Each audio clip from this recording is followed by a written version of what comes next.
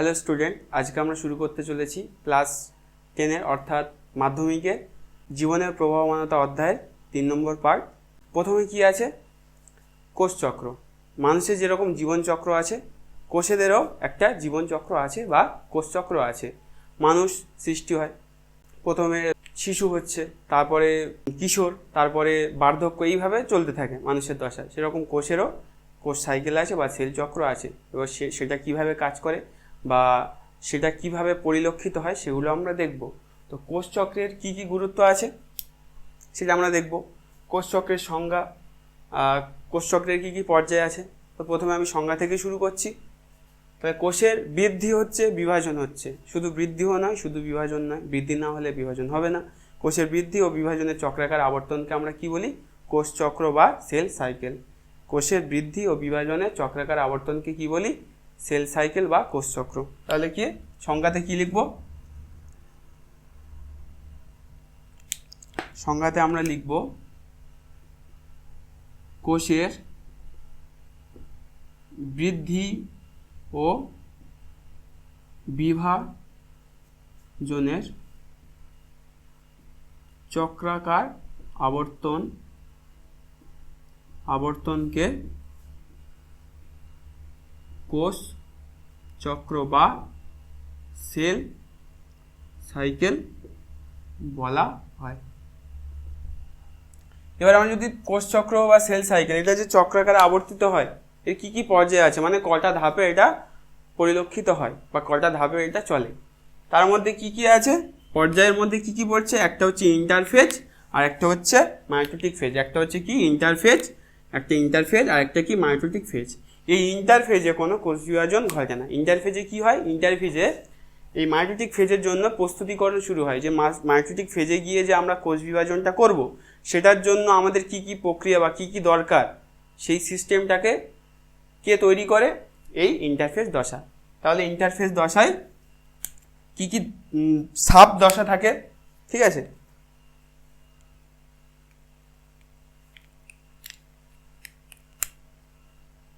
G1 দশা,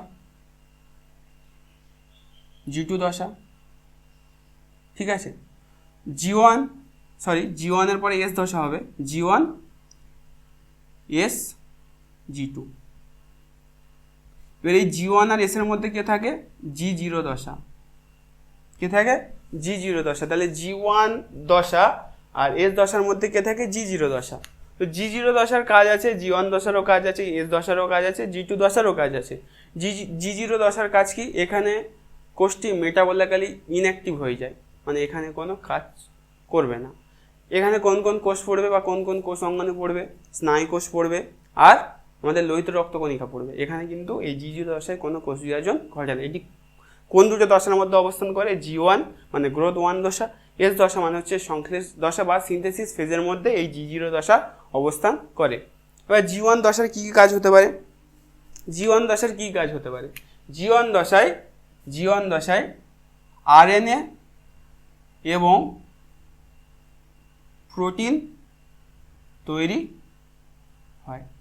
কি হয়? RNA এবং প্রোটিন তৈরি হয়। G1 দশা RNA ও প্রোটিন তৈরি হয়ে যাচ্ছে। তো RNA আর প্রোটিন দিয়ে কি কোষ বিভাজন সম্ভব? তো DNA তো আমাদের লাগবে। তো DNA কোথায় হবে? এই S দশায় কি হবে? DNA সংশ্লেষ হবে। তাহলে DNA সংশ্লেষ কোথায় হয়? S দশায় হয়। এবার আসছে এই G2 দশায়। এই G2 দশায় কি হয়? G2 দশাতে সব যখন সম্পন্ন হয়ে যাচ্ছে, তখন এই G2 দশাতে চরম বিপাকীয়তা দেখা যায়, যে কিভাবে একদম পুরো সক্রিয়। যখন এই দুটো পার্ট হয়ে যাবে, এই দুটো পার্ট এই চেক পয়েন্টে এসে দেখছে সব ঠিকঠাক, তখন G2 দশায় গিয়ে কোষ বিভাজনের ফাইনাল একদম পুরো কোষ বিভাজন শুরু হবে এমন অবস্থা দেখা যাবে, সব কোষ সক্রিয়তা দেখা যাবে। তাহলে এখানে কি হয়? সক্রিয়করণ হয়। এটা কি ইন্টারফেজ। এবার ইন্টারফেজে তো আমাদের কোনো কোষ বিভাজন হয় না, তাহলে এই পার্টে কোনো কোষ বিভাজন আমাদের হচ্ছে না। কোষ বিভাজন কোথায় হবে? এই মাইটোটিক ফেজে। মাইটোটিক ফেজের মধ্যে কি কি আছে? প্রোফেজ, মেটাফেজ, অ্যানাফেজ, আর টেলোফেজ। আরেকটি জিনিস বলার আছে যে এই যে আমাদের ইন্টারফেজ বা মাইটোটিক ফেজ এটা কার জন্য ঘটছে মানে কার বিভাজনের জন্য আমরা এত কষ্ট করছি, ইন্টারফেজ করছি বা মাইটোটিক ফেজ করছি, এটা কিন্তু সম্পূর্ণ নিউক্লিয়াসের বিভাজনের জন্য, সাইটোপ্লাজমের বিভাজনের জন্য নয়। আগে নিউক্লিয়াসের বিভাজন হবে, তারপর সাইটোপ্লাজমের বিভাজন হবে। তাহলে আমরা যে এই ফেজটা করছি কার জন্য করছি, এই যে পর্যায় এটা কার জন্য করছি, ক্যারিওকাইনেসিসের জন্য করছি। ক্যারিওকাইনেসিস মানে কি, নিউক্লিয়াসের বিভাজনকে আমরা কি বলি, ক্যারিওকাইনেসিস, আগের ভিডিওতে বলেছি। সাইটোকাইনেসিসের বিভাজনকে আমরা কি বলি, সাইটোকাইনেসিস, সেটাও আগের ভিডিওতে বলেছি। তো এই ক্যারিওকাইনেসিস যে ব্যাপারটা সেটা হচ্ছে এই ইন্টারফেজ আর মাইটোটিক ফেজের মধ্যে দিয়ে চলে, এবং এই ক্যারিওকাইনেসিস বা নিউক্লিয়াসের বিভাজন এই প্রোফেজ, মেটাফেজ, অ্যানাফেজ, টেলোফেজ এই প্রক্রিয়ায় সংগঠিত হয়। এবারে আমরা এর গুরুত্বতে চলে আসি যে কোষচক্রের কি কি গুরুত্ব থাকতে পারে। যদি কোষচক্র অনিয়ন্ত্রিত হয়ে যায়, মানে কোষচক্র ঠিকঠাক চলছে না, কোষচক্র চলতে চলতে বন্ধ হয়ে গেল বা এমন অ্যাক্টিভ হয়ে গেল যে খুব হারে কোষ বিভাজন ঘটছে, তাহলে সেখানে কি হবে, টিউমার কোষ সৃষ্টি হবে। কি সৃষ্টি হবে,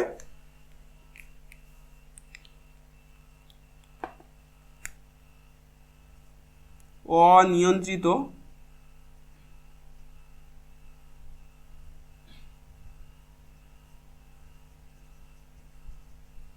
কোষ বিভাজনের ফলে টিউমার কোষ সৃষ্টি হবে। এবার টিউমার কোষ সৃষ্টি হয় মানে কি ক্যান্সার হওয়া? একদমই না। টিউমার কোষের দুটো ভাগ আছে, একটা হচ্ছে বিনাইন টিউমার,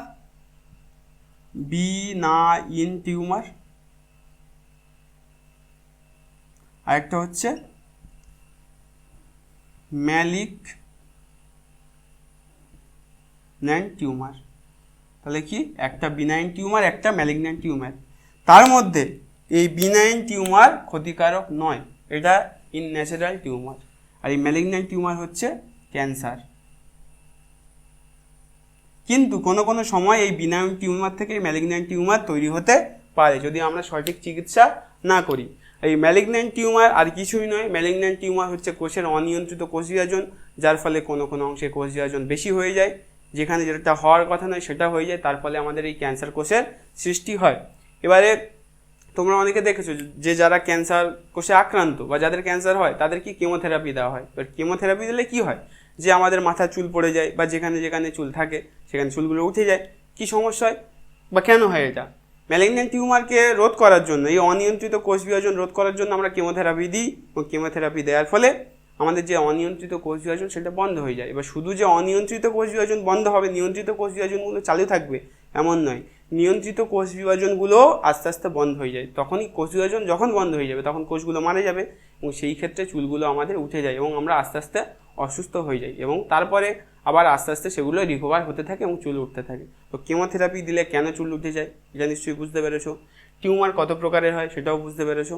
এরপরে আমরা এই ক্যারিওকাইনেসিসের যে মেন 4টি ধাপ যার ফলে ক্যারিওকাইনেসিস হয়, প্রোফেজ, মেটাফেজ, অ্যানাফেজ আর টেলোফেজ, এইগুলো সম্বন্ধে আমরা জানবো। এবার আমরা ক্যারিওকাইনেসিসের যে দশাগুলো আছে, প্রোফেজ, মেটাফেজ, অ্যানাফেজ, টেলোফেজ, সেগুলো সম্পর্কে আলোচনা করি। তো কি আছে, mitotic phase, mitotic phase, mitotic দশায় লিখি আমি, দশা বা এম ফেজ। কি কি আছে মাইটোটিক দশার মধ্যে কি কি আছে? 1 নম্বর হচ্ছে প্রোফেজ। 1 নম্বর কি, প্রোফেজ। 2 নম্বর কি আছে, মেটাফেজ। 3 নম্বর অ্যানাফেজ। 4 নম্বর টেলোফেজ। এই 4টে দশায় কিভাবে নিউক্লিয়াসের বিভাজন হয়, একটা থেকে আরেকটা তৈরি হয়, সেগুলো আমরা দেখব। তো প্রথমে আমরা প্রোফেজে চলে আসি। প্রোফেজে কি হয়, নিউক্লিয়াস যেটা আছে সেখানে তো ক্রোমাটিন সূত্র থাকে, সেই ক্রোমাটিন সূত্র থেকেই তো আমাদের ক্রোমোজোম তৈরি হয়। তো এখানে কি হয়, প্রথমে স্পাইরালাইজেশন হয়, ঠিক আছে, মানে কুণ্ডলীকৃত হতে থাকে। কীরকমভাবে হতে থাকে? তো তাহলে এরকম একটা আছে, এরকম একটা ক্রোমোজোম আছে, ক্রোমোজোমের আকার আছে। এবার সেখানে যদি একটা কুণ্ডলীকৃত হতে থাকে বা এই কুণ্ডলীকৃত হয়, এই কুণ্ডলীকৃত হয়ে কি তৈরি করে, একটা সুস্পষ্ট ঘনীভূত ক্রোমোজোম তৈরি করে বা তৈরি করা শুরু হতে থাকে কোথায়, এই প্রোফেজ দশায় শুরু হতে থাকে। তারপরে কি হয়, এখানে নিউক্লিওলাস ও নিউক্লিয় পর্দার অবলুপ্তি ঘটে। নিউক্লিওলাস ও নিউক্লিয় পর্দার কি হয়, অবলুপ্তি ঘটে। তো এক এক করে আমি যদি পয়েন্টগুলো লিখি তাহলে কি কি আসবে। 1 নম্বর পয়েন্ট, স্পাইরালাইজেশন ঘটে। 2 নম্বর হচ্ছে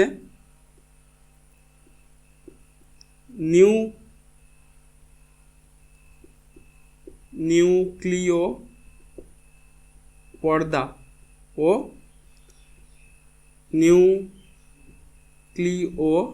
নিউক্লিওলাস অবলুপ্তি হতে শুরু করে। তাহলে এখানে কিন্তু পুরোপুরি অবলুপ্তি হয়ে যায় না, যে প্রোফেজে একদম অবলুপ্তি হয়ে গেল এরকম ব্যাপার নয়। প্রোফেজে স্পাইরালাইজেশন হয়, নিউক্লিয় পর্দা ও নিউক্লিওলাস অবলুপ্তি হতে শুরু করে এবং বেম গঠনও হতে শুরু করে। কি হয়, বেমতন্তু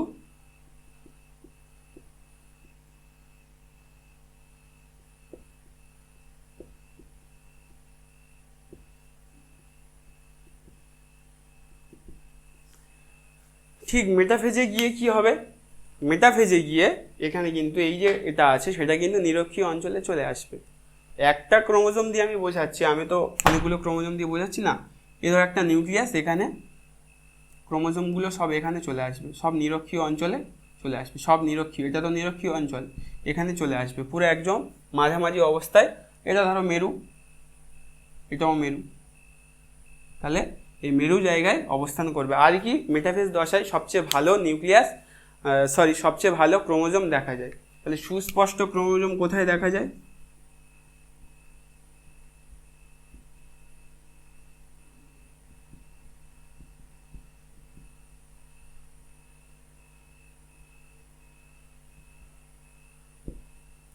দেখা যায় কারণটা আমি 2 নম্বর পয়েন্টে লিখছি, কারণ এখানে সম্পূর্ণ ঘনীভূত ও বিয়োজন হয়, সম্পূর্ণ ঘনীভূত ও বিয়োজন হয়। আর কি নিরক্ষীয়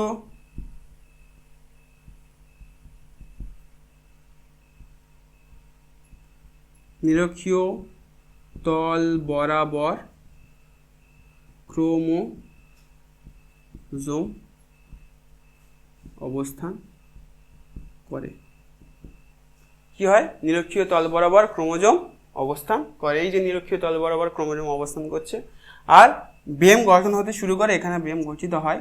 তো বেম কিসের মানে কাদের প্রাণীদের, বেসিক্যালি তো এই মাইটোটিক ফেজ এটা তো প্রাণী আর উদ্ভিদের সমান, একটু আলাদা, শুধু এই বেম গঠনের জায়গাটাই আলাদা। তো প্রাণীদের ক্ষেত্রে বেম গঠন হয়, বেম গঠন প্রাণীদের ক্ষেত্রে বেম গঠন হয় অ্যাস্ট্রাল রশ্মি, কাদের ক্ষেত্রে, প্রাণীদের ক্ষেত্রে। আর উদ্ভিদের ক্ষেত্রে মাইক্রোটিবিউল, এদের ক্ষেত্রে এইভাবে বেম গঠন হয়। তাহলে বেম গঠন প্রাণীদের ক্ষেত্রে বেম গঠন হয় কার সাহায্যে, অ্যাস্ট্রাল রশ্মির সাহায্যে। আর উদ্ভিদের ক্ষেত্রে মাইক্রোটিবিউলের সাহায্যে বেম গঠিত হয়। এবারে যদি আমি অ্যানাফেজে চলে আসি, অ্যানাফেজে অনেকগুলো জিনিস আছে বা অনেকগুলো ব্যাপার আছে, সেগুলো আমাদের জানতে হবে। অ্যানাফেজ থেকে অনেক বেশি কোশ্চেন আসে। এখান থেকে যে কোশ্চেনটি ইম্পর্টেন্ট সেটা হচ্ছে প্রোফেজ থেকে স্পাইরালাইজেশন ঘটে, এই অবলুপ্তিকরণ বেমতন্তু গঠন হতে শুরু করে। আর কি এখানে সুস্পষ্ট ক্রোমোজোমটা দেখা যায়। যদি পরীক্ষায় দেয় যে কোন দশায় তুমি ভালো ক্রোমোজোম দেখা হবে, সেটা কিন্তু এই মেটাফেজ দশায়, কারণ সম্পূর্ণ ঘনীভূত বিয়োজন হয়ে যায়, নিরক্ষীয় তল বরাবর অবস্থান করে। যখন মাইক্রোস্কোপের তলায় দেখবে, মাঝখানে থাকলে তো দেখতে সুবিধাই হবে। আর বেম গঠন হয় কিসের সাহায্যে, অ্যাস্ট্রাল রশ্মির প্রাণীদের ক্ষেত্রে, উদ্ভিদের ক্ষেত্রে মাইক্রোটিবিউলের সাহায্যে বেম গঠিত হয়। এবার অ্যানাফেজে আমি যদি চলে আসি, অ্যানাফেজের ছবিটা কেমন হবে, অ্যানাফেজের যদি ছবিটা আমি আঁকি তাহলে একটু বড় করে দেখাতে হবে, নাহলে সমস্যা আছে। অ্যানাফেজের ছবিটা যদি এরকম আঁকি তাহলে কি হবে, এখানে ক্রোমোজোমটা ছিল, সব নিরক্ষীয় বরাবর ছিল, 3টে ক্রোমোজোম আঁকছি, সব নিরক্ষীয় বরাবর ছিল। এইবারে এখান থেকে অনেকগুলো তন্তু আসবে, তন্তু কেউ কেউ ক্রোমোজোমের মধ্যে দিয়ে যাবে, কেউ ক্রোমোজোমের বাইরে থেকেও যাবে, ঠিক আছে, অনেকগুলো তন্তু আছে। তাহলে যেসব তন্তু ক্রোমোজোমের মধ্যে দিয়ে যাবে তাদের ইন্টারজোনাল তন্তু বা ক্রোমোজোমীয় তন্তু বলবো। তাহলে এই তন্তুটা কি হচ্ছে, ক্রোমোজোমের মধ্যে দিয়ে যাচ্ছে, তাহলে এটাকে আমরা কি বলবো, ইন্টারজোনাল তন্তু। আর যেটা বাইরে থেকে যাচ্ছে সেটা কি, অবিচ্ছিন্ন তন্তু, অবিচ্ছিন্ন তন্তু। তাহলে দুরকম তন্তু আছে, এটা কি ইন্টারজোনাল তন্তু যেটা ক্রোমোজোমের মধ্যে দিয়ে যাচ্ছে, আর একটা হচ্ছে যেটা ক্রোমোজোমের মধ্যে দিয়ে যাচ্ছে না বা ছেদ করছে না, সেটা হচ্ছে কি অবিচ্ছিন্ন তন্তু। এবারে এই ছবিটা এখানকার ছবি, মেটাফেজ দশার এই ছবি অ্যানাফেজ দশায় কি হতে শুরু করে, অ্যানাফেজ দশার প্রক্রিয়াটা কি হতে শুরু করে।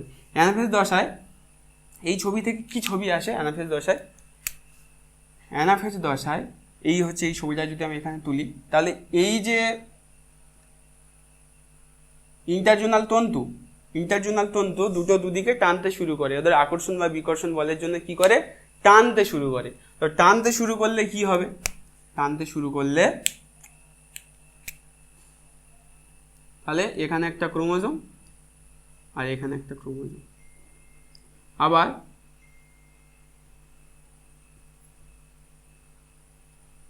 তাহলে এইভাবে টানতে থাকে। আর যেগুলো অবিচ্ছিন্ন আছে সেটা নিয়ে কিছু বলছি না। তাহলে এইভাবে টেনে মেরু পৃষ্ঠে গিয়ে দুটো মেরুর দিকে গিয়ে ভাগ হয়ে যাচ্ছে। এবং দেখো একটা ক্রোমোজোম থেকে কি হয়ে যাচ্ছে, দুটো ক্রোমোজোম হয়ে যাচ্ছে সেন্ট্রোমিয়ার সংলগ্ন ভাগ হয়ে। এবার এই সেন্ট্রোমিয়ার সংলগ্ন যখন ভাগ হচ্ছে, যে চলনটা সেটা তো অ্যানাফিজীয় চলন, কারণ অ্যানাফেজ দশায় যে চলনটা ঘটছে এই চলনটা অ্যানাফেজ দশায় ঘটছে, অন্য ফেজ দশায় ঘটছে না। তো তাহলে এখানে কি অ্যানাফিজীয় চলন দেখা যায়, ইন্টারজোনাল তন্তু দেখা যায়, অবিচ্ছিন্ন তন্তু দেখা যায়। এবং এই সেন্ট্রোমিয়ারের ভাগ অনুসারে সেন্ট্রোমিয়ার কী হয়, যখন ভাগাভাগি হচ্ছে বা যখন এই আকর্ষণ বিকর্ষণ বল হচ্ছে, তখন এমনটা নয় তো যে সব সময় সমানভাবে ভাগ হবে, যে এই একটা ক্রোমাটিক এরকমভাবে ভাগ হতে পারে, বা এরকমভাবে হতে পারে জাস্ট সেন্ট্রোমিয়ার থেকেই ছেড়ে চলে গেল, বা এমনও হতে পারে সমান ভাগ হতে পারে, বা একটু বেশি এরকম হতে পারে। তো এই যে সেন্ট্রোমিয়ারের অবস্থান অনুসারে আমরা কিন্তু ক্রোমোজোমকে 4 ভাগে ভাগ করেছি, অ্যাক্টোসেন্ট্রিক, মেটাসেন্ট্রিক, সাবমেটাসেন্ট্রিক আর টেলোসেন্ট্রিক। কি কি আছে সেগুলো,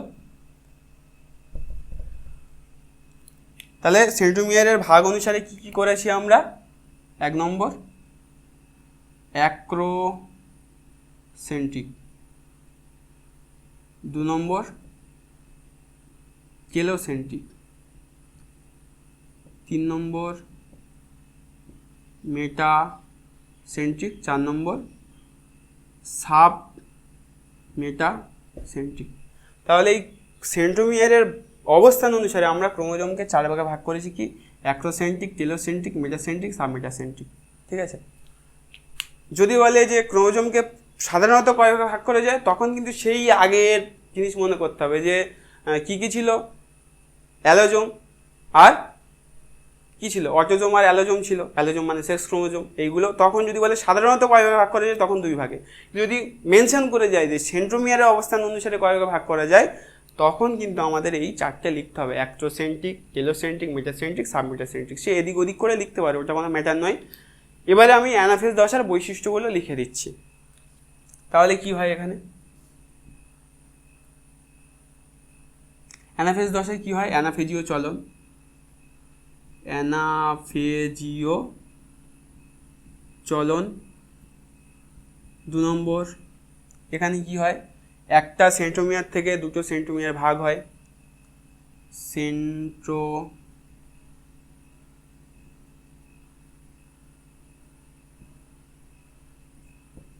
সেন্ট্রোমিয়ার ভাগ হয়ে দুটি অপত্য তৈরি হয়। ইন্টারজোনাল তন্তু, অবিচ্ছিন্ন তন্তু দেখা যায়, ইন্টারজোনাল তন্তু ও অবিচ্ছিন্ন তন্তু দেখা যায়। এটা হচ্ছে ইন্টারজোনাল তন্তু, যেটা ক্রোমোজোমের সাথে যুক্ত, আর যেটা যুক্ত নয় সেটা অবিচ্ছিন্ন তন্তু। তাহলে এগুলো দেখা যায়, অ্যানাফেজীয় চলন দেখা যায়, সেন্ট্রোমিয়ার সংলগ্ন ভাগ হয়ে যায়, টানাটানি ফলে বা আকর্ষণ বিকর্ষণ ফলে ভাগ হচ্ছে, ভাগ হয়ে দেখো একটা ক্রোমোজোম থেকে দুটো ক্রোমোজোম তৈরি হয়ে যাচ্ছে, দুটো ক্রোমাটিড বিশিষ্ট দুটো অপত্য তৈরি হচ্ছে। আর এই তন্তু তো বললাম আগে। এর হচ্ছে টেলোফেজ দশা। টেলোফেজ হচ্ছে সর্বশেষ দশা। টেলোফেজ দশায় কি হয়, জাস্ট প্রোফেজের অপোজিট হবে। তাহলে এখানে স্পাইরালাইজেশন হয়েছিল, এখানে কি শুরু হবে, এখানে আনওয়াইন্ডিং শুরু হবে, মানে এই যে কুণ্ডলীকৃত অবস্থা সেটা কি খুলতে শুরু হবে। তাহলে কি হবে,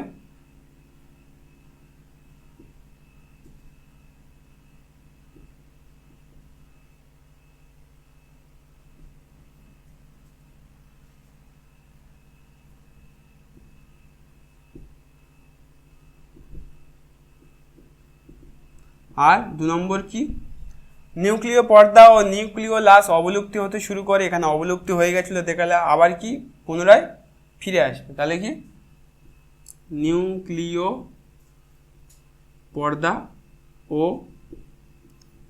নিউক্লিওলাসের আবির্ভাব। তারপর কি আছে, বেমতন্তু গঠন হতে শুরু করে। তাহলে এখানে কি হবে, বেমতন্তু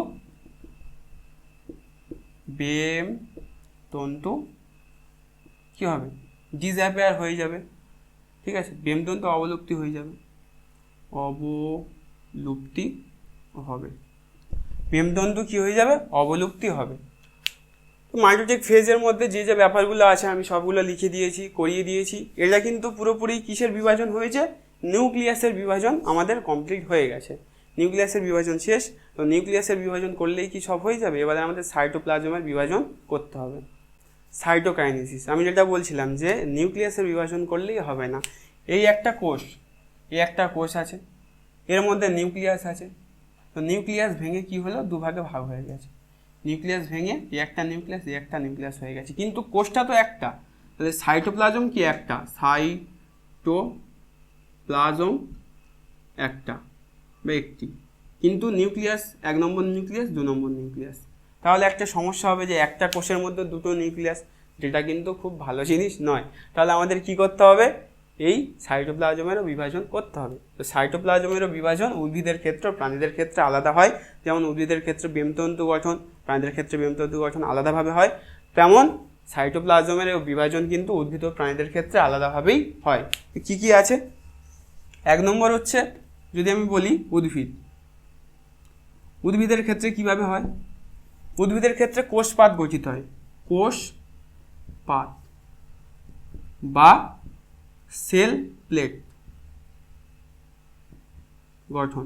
কিভাবে হয় কোষপাত বা সেল প্লেট গঠন, এই একটা কোষ আছে, এখান থেকে এদিকে একটা নিউক্লিয়াস, এদিকে একটা নিউক্লিয়াস। তাহলে এখান থেকে একটা কি তৈরি হলো, এখান থেকে একটা কোষপাত গঠিত হলো। এটা কি কোষপাত গঠিত হয়েছে, একটা কোষপাত গঠন, কোষপাত গঠিত হয়েছে। কোষপাত যখন গঠন হলো, তাহলে এর পরের ছবিটা কীরকম হবে, এর পরের ছবিটা এরকমই আসবে যে এই আছে, এখান থেকে আস্তে আস্তে কী হবে, এটা ভেঙে যাবে, ভেঙে গিয়ে এরও একটা নিউক্লিয়াস হয়ে যাবে। এটা হচ্ছে উদ্ভিদের ক্ষেত্রে। প্রাণীদের ক্ষেত্রে কি হবে, প্রাণীদের ক্ষেত্রে এখানে কি হবে সেটা আমি এখানে বলে দিচ্ছি। প্রাণীদের ক্ষেত্রে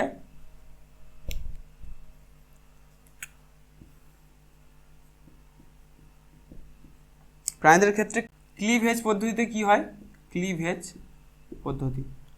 পদ্ধতিতে একটা কোষ থেকে ভাঙতে শুরু করে। এই একটা কোষ আছে, এখানে একটা নিউক্লিয়াস, এখানে একটা নিউক্লিয়াস। তারপরে কি হবে, কোষটা আস্তে আস্তে ডাম্বেল আকৃতি ধারণ করবে, নিউক্লিয়াস।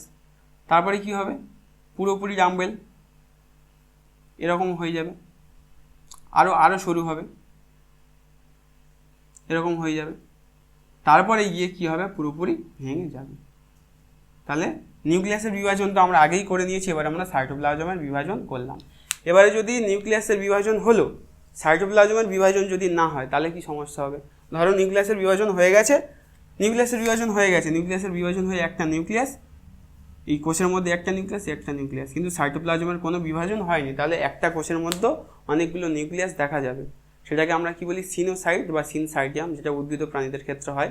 তাহলে সিনোসাইট আর সিনসাইটিয়াম এই টার্মটাও কিন্তু ইম্পর্টেন্ট আছে, যে যদি আমাদের ক্যারিওকাইনেসিস হয় কিন্তু সাইটোকাইনেসিস না হয় তাহলে আমাদের কি ঘটবে বা কি ঘটতে পারে, এটাও কিন্তু পরীক্ষায় আসে।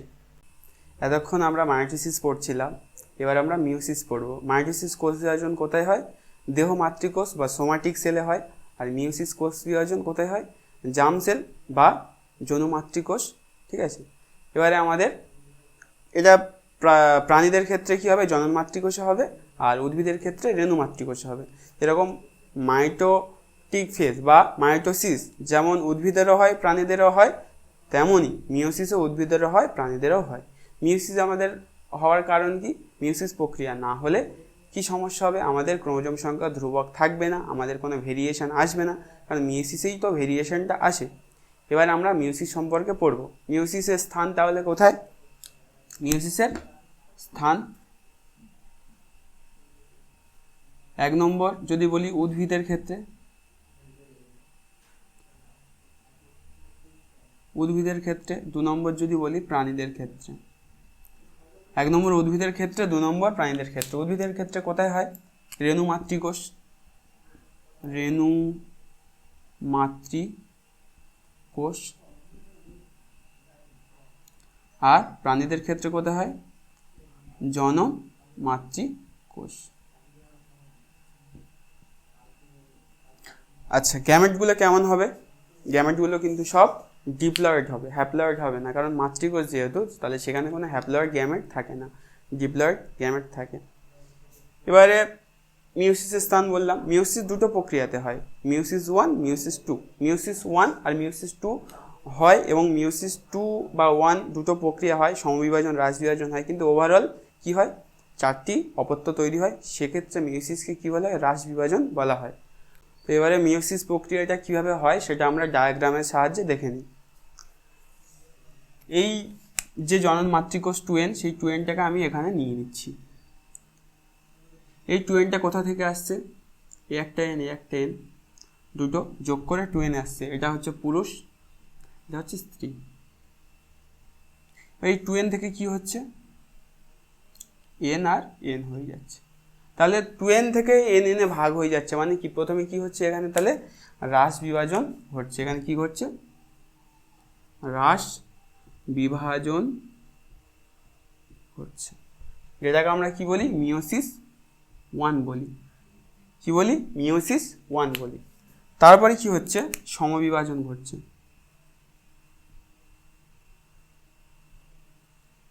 n n n n। তাহলে কটা অপত্য তৈরি হচ্ছে? একটা মাতৃকোষ থেকে কটা অপত্য তৈরি হচ্ছে? 4টে অপত্য তৈরি হচ্ছে। এটাও পরীক্ষায় আসে। এবং 4টে অপত্য কি? সেগুলো সব ডিপ্লয়েড নয়, সেগুলো কিন্তু সব হ্যাপ্লয়েড। এটা তো সবাই জানো যে 2n মানে ডিপ্লয়েড, n মানে হ্যাপ্লয়েড। তাহলে এটাকে আমরা কি বলবো? এই প্রক্রিয়াটাকে আমরা কি বলবো? সমবিভাজন বা মিওসিস 2। সমবিভাজন বা মিওসিস 2। আর মিওসিস 1 আর মিওসিস 2 এর কিছু বৈশিষ্ট্য আছে, সেগুলো আমরা এবার করব। মিওসিস কোষ বিভাজন যে দুটো প্রক্রিয়ায় হয়, মানে মিওসিস 1 আর মিওসিস 2, সেগুলো সম্পর্কে এবার আমরা বিস্তারিত জানব। তার আগে জানতে গেলে আমাদের কিছু টার্ম সম্পর্কে জানতে হয়, যেমন টেট্রাড কি, বাইভ্যালেন্ট কি, সিস্টার ক্রোমাটিড কি, নন সিস্টার ক্রোমাটিড কি, সেগুলো সম্বন্ধে আমাদের জানতে হবে। প্রথমে আসি টেট্রাড। টেট্রাড কি?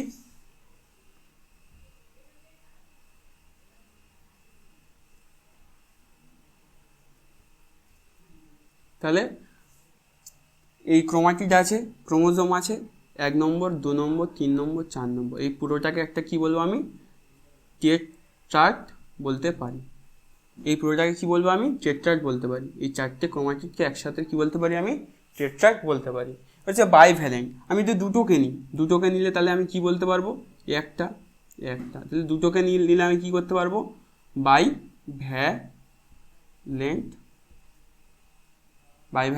বলতে পারবো। এবার এই যে বাইভ্যালেন্ট যে সৃষ্টি হয় সেটাকেই আমরা কি বলি, সেই প্রক্রিয়াটাকেই কি বলি আমরা, সাইন্যাপসিস। সাইন্যাপস আলাদা আর সাইন্যাপসিস আলাদা। সাইন্যাপস হচ্ছে সেটা যেটা দুটো নিউরনের সংযোগস্থল, যেটা আছে আগের চ্যাপ্টারতেই ছিল যে একটা নিউরনের শুরু আর একটা নিউরনের শেষ, এটা শুরু এটা শেষ। এই যে সংযোগস্থল যেখানে অ্যাসিটাইল কোলিন যেখানে থাকে, ঠিক আছে, বা নিউরো ট্রান্সমিটার যেখানে থাকে সেটাকে বলা হয় সাইন্যাপস। এটা হচ্ছে সাইন্যাপসিস, দুটো কিন্তু আলাদা জিনিস। সাইন্যাপসিস কিন্তু এই কোষ বিভাজনে, মিওসিসের কোষ বিভাজনে বিশেষ করে দেখা যায়। এবারে আমরা সিস্টার ক্রোমাটিডে আসি। সিস্টার কথার অর্থ কী, বোন, তাহলে কি এটা আমাদের সাথে সম্পর্কযুক্ত আছে সিস্টার ক্রোমাটিড।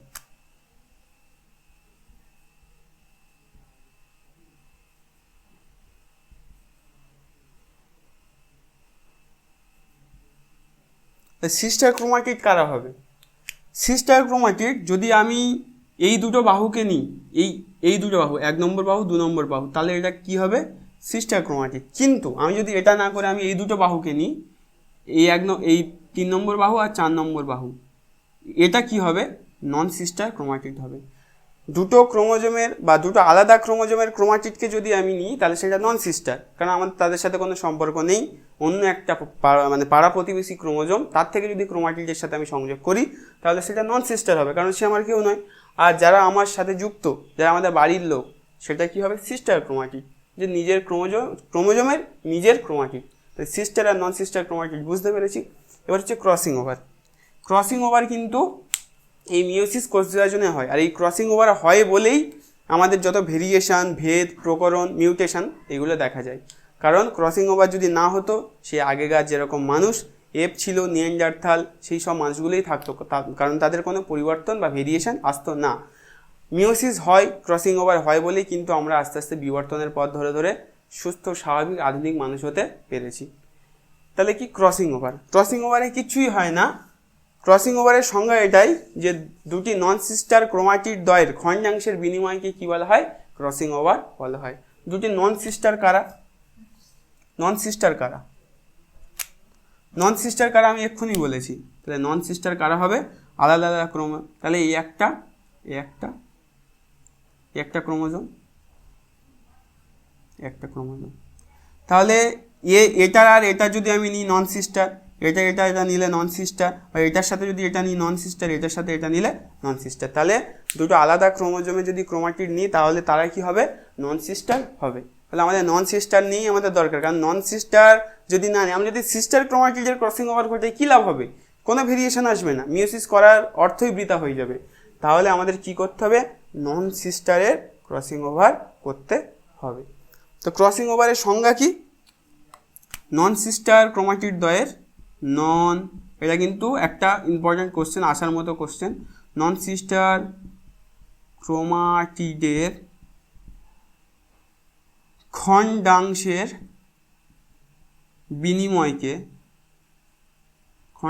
বিনিময়কে ক্রসিং ওভার বলে। এবার কিভাবে হয় ভালো করে দেখো, বড় বড় করে আঁকছি। এই একটা আছে, আরেকটা আমি এখানেই আঁকছি, এখানে না আঁকলে বোঝানো যাবে না। তাহলে দেখো এখানে কি হচ্ছে, এটাও নন সিস্টার, মানে এটা আলাদা একটা ক্রোমোজোমের ক্রোমাটিড, এটা একটা আলাদা ক্রোমোজোমের ক্রোমাটিড। এরা কি করছে, একে অপরের খণ্ডাংশের বিনিময় ঘটাচ্ছে। এর ক্রোমোজোমের ক্রোমাটিডের পার্ট কিছুটা এর মধ্যে যাচ্ছে, এর ক্রোমোজোমের ক্রোমাটিডের পার্ট কিছুটা এর মধ্যে যাচ্ছে। এবং যদি এইটাকে আমি আঁকি, এটাকে আমি অন্যভাবে দেখি, তাহলে একটা ইংরেজি অক্ষর কিসের মতো লাগছে, এক্সের মতো লাগছে। এই ইংরেজি অক্ষর এক্সকে কি বলা হয়, এই কায়াজমা বলা হয়। এই ইংরেজি অক্ষর এক্স, যেটা আমাদের ক্রসিং ওভারের ফলে নন সিস্টার ক্রোমাটিড দ্বয়ের খণ্ডাংশের বিনিময়ের ফলে যেটা সৃষ্টি হচ্ছে, সেটা কি আমাদের কায়াজামা। এবং পরীক্ষায় আসে যে কায়াজামা আকৃতি কেমন, তো লিখতে হবে যে ইংরেজি অক্ষর এক্সের মতো দেখতে হয়। আর এই ক্রসিং ওভার হচ্ছে দুটো আলাদা ক্রোমোজোম, দুটো আলাদা প্রজাতির ক্রোমোজোম, তাদের মধ্যে খণ্ডাংশের যখনই বিনিময় হচ্ছে তখন তো কোনো ভেরিয়েশন আসবে। ওই জন্য আমাদের ক্রসিং ওভার কিসের উপরে করতে হয়, নন সিস্টার ক্রোমাটিড দ্বয়ের উপরে করতে হয়। সিস্টার ক্রোমাটিড দ্বয়ের উপরে করলে কোনো ভেরিয়েশন, ভেদ, প্রকরণ কিছুই আসবে না। তো ক্রসিং ওভার বুঝতে পেরেছো, কাজদামা বুঝতে পেরেছো, সাইনাপসিস তো আগেই বলেছি, সিস্টার ক্রোমাটিড বুঝতে পেরেছো, নন সিস্টার বুঝতে পেরেছো, বাইভ্যালেন্ট, টেট্রাডও বললাম। এবার চলে আসি আমি মিওসিস 1 আর মিওসিস 2-তে। এবার ভালো করে বুঝতে পারবে কি আছে। পিতৃ ও মাতৃ ক্রোমোজোমে জোড়ায় জোড়ায় অবস্থান। জোড়ায় জোড়ায় অবস্থান মানে কি, এন এন, আবার কি হয়ে যাবে তখন 2n 2n। তাহলে এটা জোড়ায় জোড়ায় অবস্থান করে, মিওসিস 1-এ জোড়ায় জোড়ায় অবস্থান করছে। জোড়ায় জোড়ায় অবস্থান করাকে ভালো শুদ্ধ ভাষায় কি বলা হয়, সমসংস্থ ক্রোমোজোম। সমসংস্থ ক্রোমোজোম। সমসংস্থ ক্রোমোজোম কারা, এরা এই জোড়ায় জোড়ায় অবস্থান করছে, দুটো ক্রোমোজোম জোড়ায় জোড়ায় অবস্থান করছে, তাহলে এটা কি সমসংস্থ ক্রোমোজোম। সমসংস্থ ক্রোমোজোমে যে নন সিস্টার ক্রোমাটিড তাদের যে খণ্ডাংশের বিনিময়, তাই ক্রসিং ওভার বলছিলাম। সমসংস্থ বুঝতে পেরেছো, তাই পিতৃ ও মাতৃ ক্রোমোজোম জোড়ায় জোড়ায় অবস্থান করছে। তারপরে কি ঘটছে, ক্রসিং ওভার ঘটছে, মিওসিস 1-এর ক্ষেত্রে বলছি। তারপরে এই ক্রসিং ওভারের ফলে এই এক্স আকৃতির কি তৈরি হচ্ছে, কাজদামা তৈরি হচ্ছে, যাকে আমরা কাজদামা নামে চিনি বা জানি। তারপর টেট্রাড, তো এই চারটে, একটা দুটো তিনটে চারটে, তো টেট্রাইডই বলি। তারপর আমি মিওসিস 2-তে চলে যাই। মিওসিস 2-তে কি হয়, ক্রোমাটিডগুলি ভাগ হয়ে যায় এবং বেমের দুদিকে চলে যায়, ক্রোমাটিড ভাগ হয়ে যাচ্ছে। যখন আমি মায়োসিস পড়াচ্ছিলাম তখন কি ভাগ হয়েছিল অ্যানাফেজ দশায়, তখন কি ভাগ হয়েছিল, তখন এই সেন্ট্রোমিয়ার থেকে ভাগ হয়ে একটা ক্রোমোজোম থেকে দুটো ক্রোমোজোম তৈরি হয়েছিল। কিন্তু এখানে কোনো ক্রোমোজোমের বিভাজন হয় না, এখানে হয় ক্রোমাটিডের বিভাজন। কারণ এখানে কি লেখা আছে, ক্রোমাটিডগুলি ভাগ হয়ে যায়। এটা কিন্তু ইম্পর্টেন্ট পয়েন্ট। সত্যমিথ্যাতে ঘুরিয়ে দেবে, যে মিওসিসের সময় দেবে যে আমাদের মিওসিসে ক্রোমোজোমের বিভাজন হয়, সত্য না মিথ্যা, মিথ্যা হয়ে যাবে। কারণ মিওসিসে ক্রোমোজোমের কোনো বিভাজন হয় না, মিওসিসে ক্রোমাটিডের বিভাজন হয়। মাতৃকোষ 2n থেকে n সংখ্যক 4টি অপত্য কোষের সৃষ্টি হয়। কীভাবে হচ্ছিল আমি আগেও দেখিয়েছি। এই 2n আছে, 2n থেকে কী তৈরি হচ্ছিল, প্রথমে হ্রাস বিভাজন ফলে n, তারপরে সমবিভাজন হচ্ছে n। তাহলে একটা মাতৃকোষ থেকে, একটা 2n মাতৃকোষ থেকে কি তৈরি হচ্ছে, 4টে অপত্য কোষ তৈরি হচ্ছে, 4টে অপত্য কোষ তৈরি হচ্ছে। এবং এটাকে কেন হ্রাস বিভাজন বলে, কারণ 2n থেকে আমাদের কি তৈরি হচ্ছে, 2n থেকে ওভারঅল কি হচ্ছে, 2n থেকে একটা nই তো পাচ্ছি, 2n থেকে একটা nই তো পাচ্ছি, ঠিক আছে। তাহলে মিওসিসকে কেন হ্রাস বিভাজন বলা হয়, এটা বুঝতে পেরেছো। মিওসিসে কেন ভেরিয়েশন আসে, কারণ আমাদের ক্রসিং ওভারটা হয়। ক্রসিং ওভার যদি না হতো তাহলে আমাদের কোনো ভেরিয়েশন আসতো না। আর মিওসিসের কিছু গুরুত্বপূর্ণ তাৎপর্য আছে। মিওসিস কিন্তু আমাদের ক্রোমোজোম সংখ্যা ধ্রুবক রাখতে সাহায্য করে। কারণ কি, মিওসিসে কোনো ক্রোমোজোমের বিভাজন ঘটে না, ক্রোমাটিডের বিভাজন ঘটে। এবার যদি মিওসিসে ক্রোমোজোমের বিভাজন ঘটতো, ধরো আমাদের 23 জোড়া ক্রোমোজোম মানে 46টি ক্রোমোজোম আছে, তাহলে মিওসিসের ফলে 50টা হয়ে গেল, তাহলে কি সমস্যা হবে, মানুষটা ডিজেবল হয়ে যাবে, বা যে মানুষটা জন্মাবে সেটা সুস্থ মানুষ হবে না। এটা তো তোমরা দেখেছো।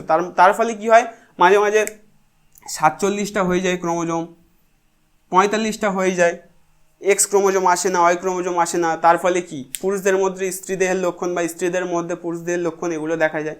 এগুলো কিন্তু সব এর জন্য হয়, আর কোনো কারণ নেই। সব কিন্তু এই অনিয়ন্ত্রিত বা এই যে কোষ বিভাজনগুলো ঘটে, যদি ঠিকঠাক না হয় তখন কিন্তু এইগুলো দেখা যাবে। এবং মিওসিস প্রক্রিয়া খুবই গুরুত্বপূর্ণ, কারণ আমাদের ক্রোমোজোম সংখ্যা যদি ধ্রুবক না থাকে তাহলে আমাদের অস্তিত্ব রক্ষাও হবে না।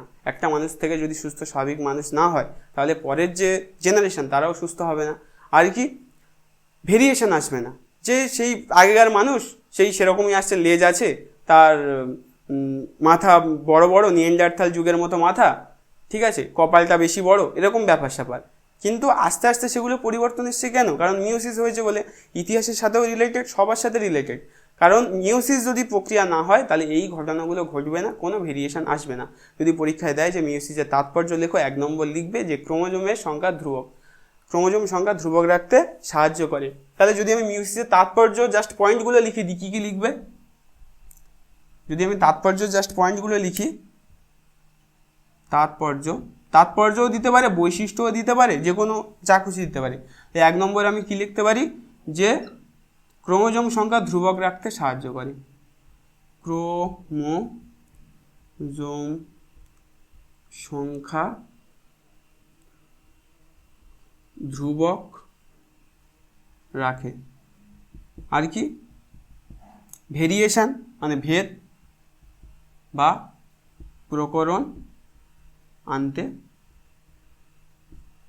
সাহায্য করে।